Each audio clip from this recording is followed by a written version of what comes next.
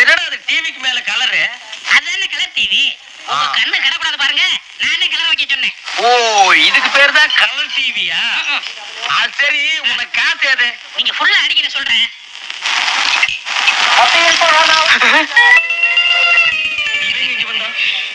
வணக்கம் தம்பி. வணக்கம்.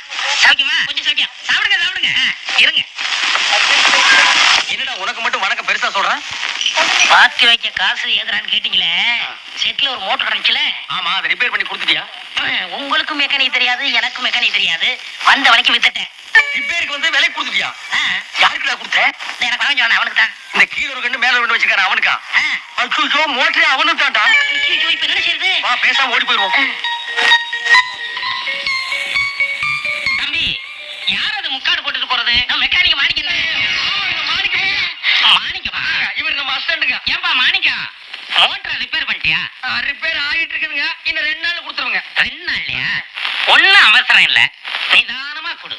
ஏன்னா தம்பி கிட்ட ஒரு மோட்டர் வாங்கினேன், அது ரொம்ப நல்லாவே ஓடிட்டு இருக்கு. அது நல்லா ஓடுதுங்களா? அது உங்க மோட்டர் தானுங்களா? ஏன் மோட்டரா? இல்ல, மோட்டர்னால எல்லாம் ஓடுதானங்க. அதுலயும் தண்ணி தான் வரும், இதுலயும் தண்ணி தான் வரும். அடடா, இந்த மாதிரி தத்துவத்தை யாராவது சொல்லிருக்காங்களா? இல்ல. அப்ப நான் வர்றேங்க. போயிட்டு வா. நீ காசு வச்சிருக்க? அவர் காசு தானே? அவர் காசு? அவத்து ஒத்த காசு தானே? அந்த காசுல அவருக்கு 2 உரம் வாங்கி கொடு. நான் வாங்கி கொடுத்துறேன். எனக்கு வேண்டாம், நீங்க நல்லா சாப்பிட்டுட்டு போங்க. மோட்டரை கொடுத்துருங்க. மறந்துடாதீங்க. அந்த 1